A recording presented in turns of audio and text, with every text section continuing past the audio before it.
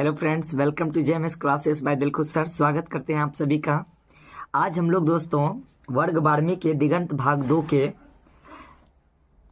प्रथम पाठ बातचीत का प्रश्न उत्तर करने के लिए जा रहे हैं। तो आज हम लोग एक एक करके इनके सभी प्रश्न उत्तर को क्लियर करेंगे। जैसे कि प्रथम प्रश्न आप देख पा रहे हैं कि इसमें है कि अगर हम में वाक शक्ति ना होती तो क्या होता।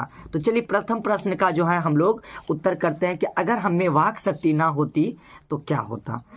आप देख पा रहे हैं, अगर हम में वाक शक्ति ना होती तो ये समस्त संसार गूंगी प्रतीत होती, सभी लोग चुपचाप बैठे रहते। हम जो बोलकर सुख और दुख का अनुभव करते हैं, वाक शक्ति ना होने के कारण हम वो ना कर पाते।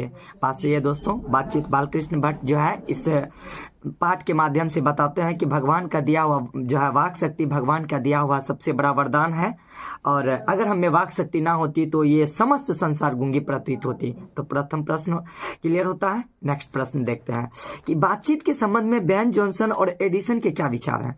तो बातचीत के संबंध में बेन जॉनसन का राय है कि बोलने से ही मनुष्य के रूप का साक्षात्कार होता है। अगर मनुष्य चुपचाप रहे तो उसका गुण तथा अवगुण का पता नहीं चल पाता है।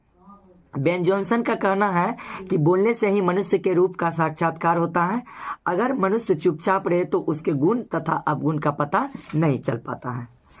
एडिसन का अब देखिए, एडिसन का राय है कि अगर असल बातचीत केवल दो व्यक्तियों में ही होती है, अगर वहां कोई तीसरा व्यक्ति आता है तो वह बात खुलकर नहीं हो पाती। ये बात दोस्तों ये कही गई है किनके द्वारा? एडिसन के द्वारा। तो दूसरा प्रश्न भी क्लियर होता है। अब चलिए तीसरे प्रश्न की ओर चलते हैं। तो तीसरे प्रश्न में आप देख पा रहे हैं कि तीसरे प्रश्न में यहाँ पर दिया हुआ है कि आर्ट ऑफ कन्वर्सेशन क्या है। आर्ट ऑफ कन्वर्सेशन क्या है? तो तीसरे प्रश्न का यहाँ पर आंसर कि यह बात करने की ऐसी कला होती है जिसमें बातचीत के दौरान चतुराई के साथ प्रसंग छेड़े जाते हैं, जिन्हें सुनकर अत्यंत सुख मिलता है, कान को अत्यंत सुख मिलता है।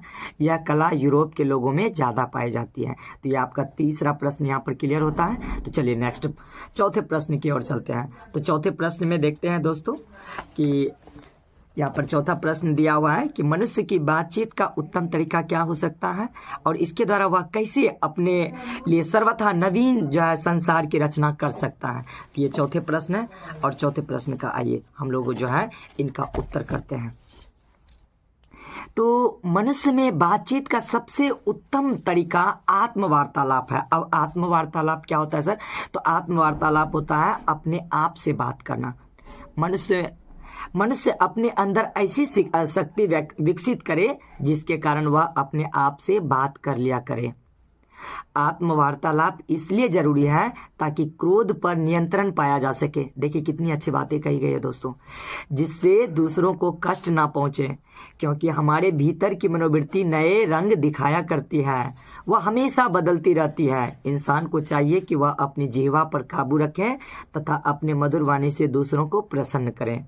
ऐसा करने से किसी को ना तो कटुता रहेगी, ना ही किसी से बैर।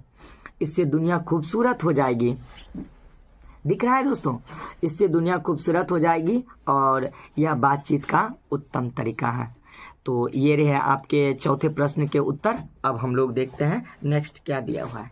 तो यहाँ पर देख रहे हैं आगे यहाँ पर व्याख्या दिया हुआ है, और थोड़ा सा बड़ा व्याख्या है, इसको कह रहा है एक्सप्लेन कीजिए। तो आप देखिए कि ये जो व्याख्या है, हमारी भीतरी मनोवृत्ति प्रति क्षण नए नए रंग दिखाया करती है। वह प्रपंचात्मक संसार का एक बड़ा भारी आईना है, जिसमें जैसी चाहो वैसी सूरत देख लेना कोई दुर्घट बात नहीं है।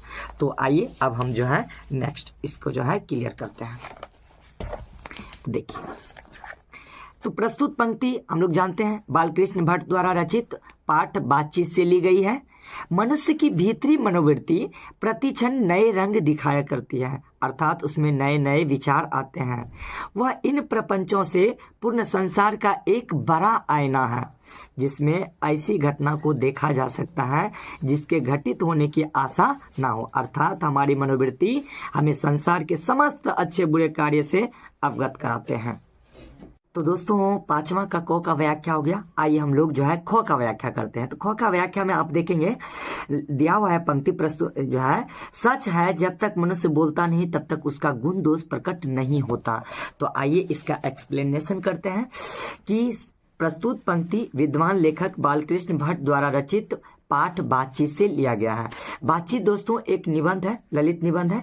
देखिए इस निबंध के माध्यम से कवि यह बताना चाहते हैं कि बातचीत ही विशेष तरीका होता है, बातचीत ही एक विशेष तरीका होता है। यहाँ पर आप एक लगा देंगे, एक विशेष तरीका होता है जिसके कारण मनुष्य आपस में प्रेम से बात कर आनंद उठाते हैं, उसका आनंद उठाते हैं। परंतु जब मनुष्य वाचाल हो जाता है अथवा बातचीत के दौरान अपने आप पर काबू नहीं रख पाता है, बहुत ज्यादा बोलता है, अपने आप पर काबू नहीं रख पाता है, तो वह दोष है। परंतु जब वही संजीदगी से सलीके से बातचीत करता है तो वो गुण है। मनुष्य के चुप रहने के कारण उसके चरित्र का कुछ पता नहीं चलता, परंतु वह जैसे ही कुछ बोलता है तो उसकी वाणी से उसके गुण और दोष प्रकट होने लगते हैं। तो दोस्तों हमारा पाठ बातचीत आज यहीं पर, आज हम लोग उनके सारे प्रश्नोत्तर को कर लिए और तब मिलते हैं नेक्स्ट वीडियो में। आशा करते हैं ये वीडियो आप लोगों के लिए काफ़ी उपयोगी रहा है। अगर अच्छा लगा हो दोस्तों तो चैनल को वीडियो को लाइक करें, चैनल को सब्सक्राइब करें और बने रहें हमारे साथ। जय हिंद दोस्तों।